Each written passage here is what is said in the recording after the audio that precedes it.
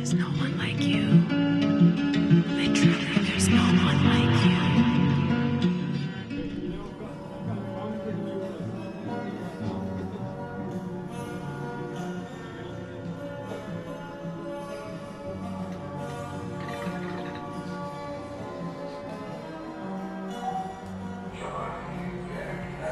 My name is Aloysius. Over here we have Jaso, Lord Zuba. We have the narrator, the incredible writer, musician, singer. I've lived in London for like 3 years. But London as a city and what's mostly going on in London, I don't think I really represent. I represent like me and the people around me and the ideas around me that have shaped me. So Everything Is Perfect is an independent label focusing on like underground music and like left field kind of music. But yeah, it started in Birmingham by Tony Montana and Sync 600. Started with the genre Splayed. I guess it started kind of there. That was kind of invented by them two, but obviously came from an idea that was pre-existing of just like experimentation in hip hop. 2015, 2016, like I started getting involved with it. Yeah, so I started putting on events when I was about like 14, 15, like underground rap events with like the kind of people that I was listening to on SoundCloud at the time, trying to get that going. And that's how I got in contact with Tony, because he found out about those events.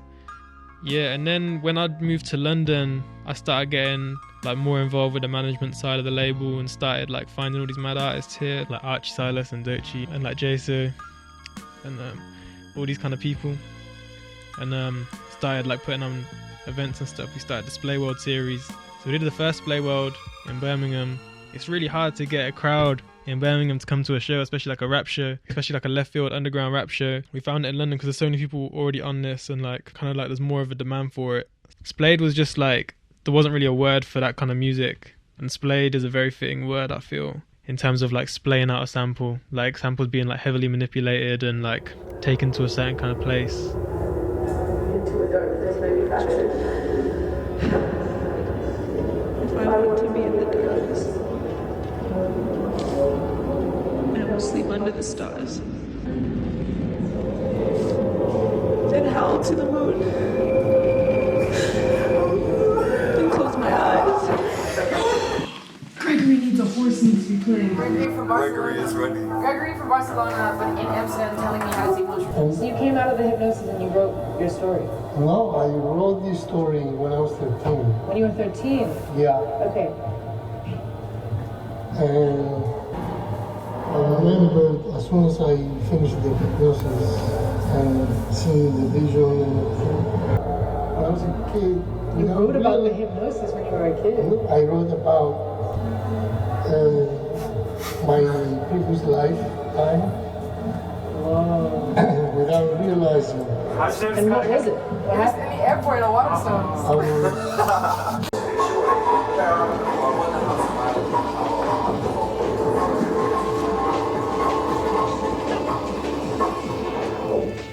I go by the narrator. Who do I want to hear my music? I feel like my grandfather. Just because every time I've played something for him, he's always like, it's not long enough. or he'll listen to it and he'll be like, is this you? Like, he doesn't really know if it's me or if it's not, which I guess is kind of perfect as well in its way. Like, it could be anyone, and he's moving, but I would love for him to be in a concert hall in the VIP section.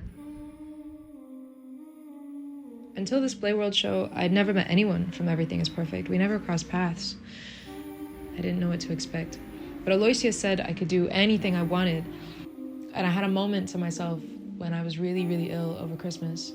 I was really thinking about how I was feeling. Whatever you are experiencing right now is what the show was going to be. And I almost couldn't accept it because I wanted it to be interesting and crazy and wild. But I wasn't feeling interesting and crazy and wild. I was feeling really fucking sad. It's always so amazing to get to acknowledge that we're all here at the same time in this moment. Like, you could have been anywhere, but you're here. Very important priority of mine was the point of connection. And that would require some audience participation. Which is always a risk that, you know, people might just not care enough and aren't bothered and you know, don't want to engage. He's a bit more like timid. She's very expressive, very like. So yeah, because you need to be up his round.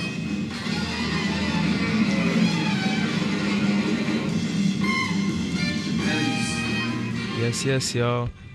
I'm here supporting Obi. He's launching clothing for his brand, Buzoku. Means tribe, Japanese.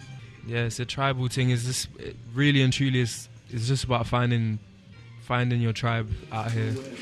Imagine the schooling systems and stuff is all different. Mm-hmm. Do you have any ideas of like a also reality where it wouldn't be in this like sort of like male-driven reality where like being sort of everything relies upon this materialistic aspect of life? Do you have like an idea of how to create something like a new foundation? It's hard. Living in London is hard. Living in London, you constantly feel like you have to chase something, chase. But I remember before I came to London, I knew for a fact that I need to have my foundation strong. I was born in London. I was born in South East London, Camberwell. So a lot of stuff happened in my area, a lot of gang violence. And my parents thought it was best for not just me, but my brothers to all be moved to move out to Essex. I was able to find myself because there was like not those unspoken pressures, especially being like a young black man. People who I'm around now are the people I've prayed to be around. My name is Manny Noir, as some refer to me or like to. Everything is perfect to me is a family, and it's an affirmation as well at the same time, because everything isn't always perfect. It's just to see almost like the brighter side of life and family, positivity, preaching love. I don't even care about being famous. Actually, no, that's a lie. I don't want to be underground, but I don't mind it. Like, I can enjoy it. Actually, no. I care about being famous, but only for my work, not for who I am. Do you know what I mean? Emmanuel, the writer, famous. Manny Noir, the rapper, underground. I like it like that. Yeah, I guess, look, I can't wait to see your face now. Cause it's been a long day, I'm still trying to find a way out. This my favourite song, like the ones I spin when I'm in the whip. It's the greatest feeling, like damn, we just won the championship. That's the kind of shit that you grind for, it doesn't happen quick. It's the greatest story ever told, that it's yours. It's that look to the sky and thank the Lord, thank the heavens, that I'm brethren with some legends. It's been my dream since 11, before I knew the 7 deadly sins and 100,000 ways to die. Divide that by the risk, multiply the sacrifice. Then you realise there's 1,100 ways that you survive. Every day I count my blessings, getting brassy, cause the reckoning is soon. With the scars upon my sleeve, hope the paper feels the bruise. Taking off from the past, the music videos and stuff, he's like old camcorder. How come? I don't know, everything was a bit more authentic. I feel like their eyes were a bit more colour, more original. What do I think makes something authentic? Yikes. Not when people stop thinking. That's my answer. Authenticity is like a reflection, and other things are more so like projections, who you want to be. And in terms of the old style videos and VHS and stuff like that, we've got a fondness for low fidelity to an extent. I mean, I guess that's a big part of this whole, like, obviously we kind of come from the kind of lo-fi house of hip hop to an extent, I guess. And lo-fi is obviously low fidelity, and it's like these grainy videos, these hissy beats, you know what I mean, like putting out cassettes, like sampling from vinyls.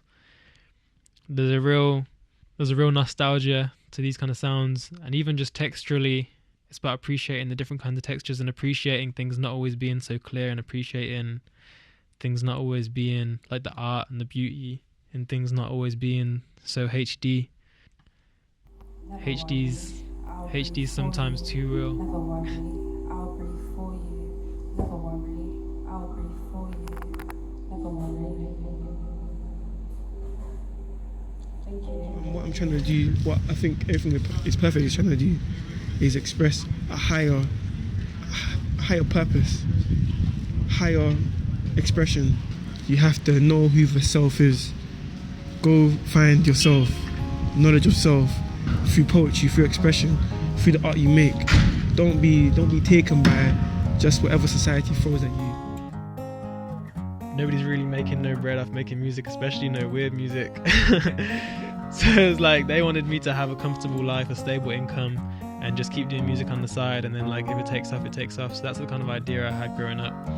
But then as I came to London and started meeting so many people who had given their like whole lives to music, would rather just be getting by, spending all their time doing music than having a more stable income, doing a job they hated.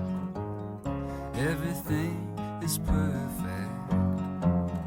Everything as you watch it go by.